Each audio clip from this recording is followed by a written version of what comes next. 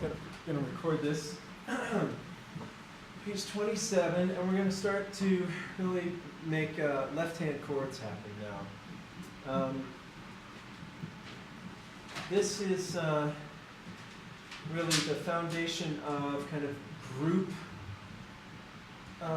group-based technique, like small group technique, even large group technique. Basically, any group that has a bass player playing the roots and a bass line in particular. If you're not doubling the bass line on your piano part, then you probably don't want to be playing in the low end. All right. Now, there are lots of times in pop music where things are doubled. Right?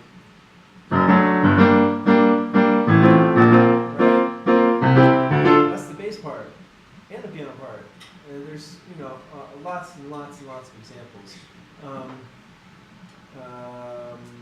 But when you start getting into, especially jazz stuff, but also just any place where you want to be able to play a right-hand melody, right?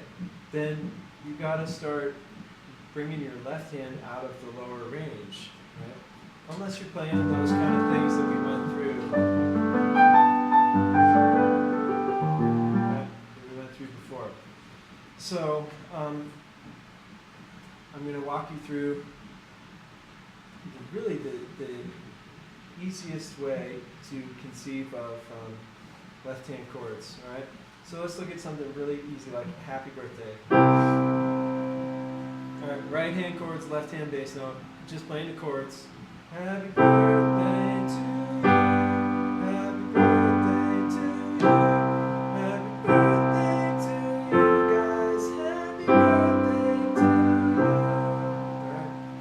Simple right-hand chords, left-hand plays the bass note.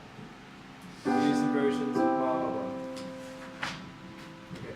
Now, if you had a bass player, then you want to play the melody, all you do is take your left hand and pop it where your right hand was.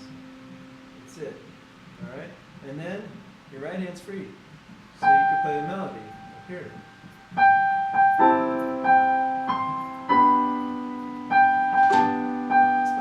Practice.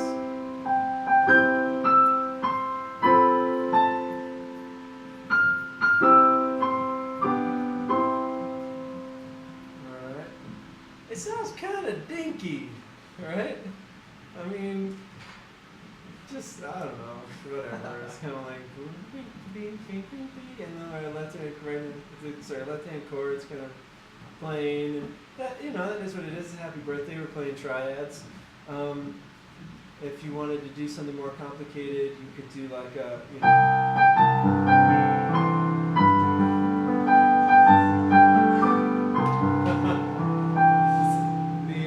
the Wyndham Hill version of Happy Birthday.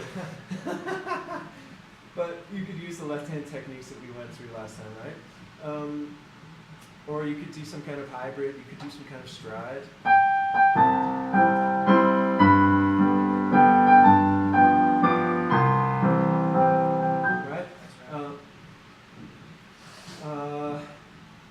But just playing simple left-hand chords and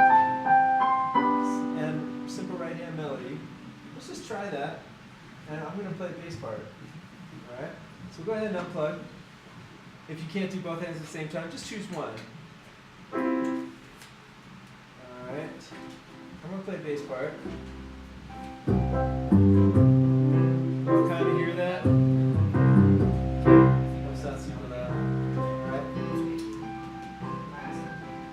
I'll count you in with a 1, 2, 3, 1, 2. Happy birthday. Okay? A 1, 2, 3, a 1, 2. Happy birthday to you. Happy birthday to you. Happy birthday to you guys. Happy birthday to you.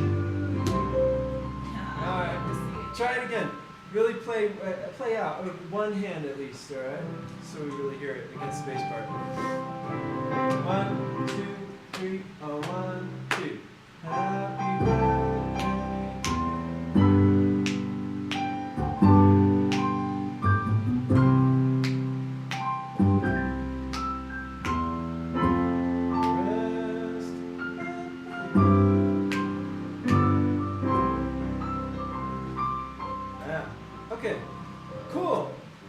I'll tell you what, just from this vantage point, that sounds like 100% better, just because it's got the bass line in there, right? An actual bass part. Kind of sounds like we're at a folk jam and somebody's playing Happy Birthday, and it sounds cool. So context is everything, right? You've got to have the other supporting instruments once you start taking out parts of your piano playing. All right, you can plug back in, and we're going to put this in a little more jazz context now. So I shouldn't say a little more. We're going to put it in completely, absolutely jazz context with Duke Ellington's C Jam Blues. All right, I'm going to walk you through this now. Don't be too freaked out. All right, we're going to do a C dominant 7, but we're going to play our 3, 7, 9 voicing. 3, 7, 9. So that's E, B flat, and D. You see it there in the bass clef? E, B flat, and D. It's on page 28 if you're looking for it.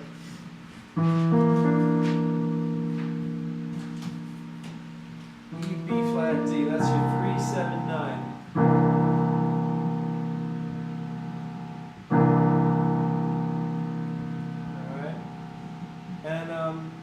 You want to play that with your left hand, and we're going to play the melody with the right hand. And the melody is real simple. It's a riff blues, so it's the same riff 3 times in a row, same 4-bar riff. And that melody goes.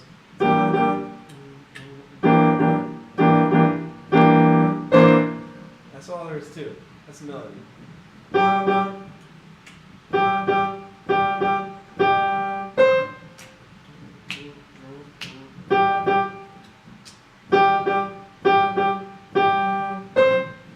That's it. Alright? But we have to change the chords to fit the 12-bar blues form. So we've got C, and then we got to go to F7. And we'll go to our 7, 3, 5, F7. Same melody.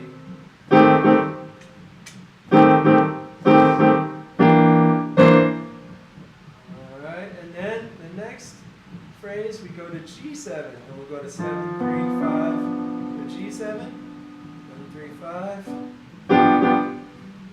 and back to your C7.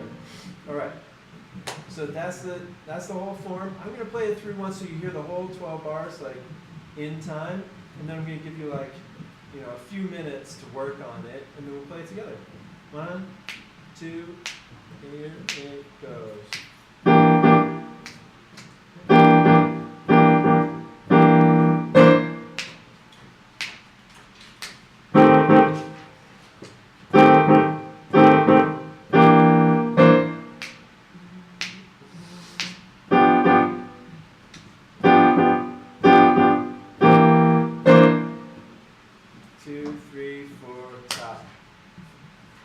Okay, so take a few minutes, work on that, and then we'll play it together with a backing track.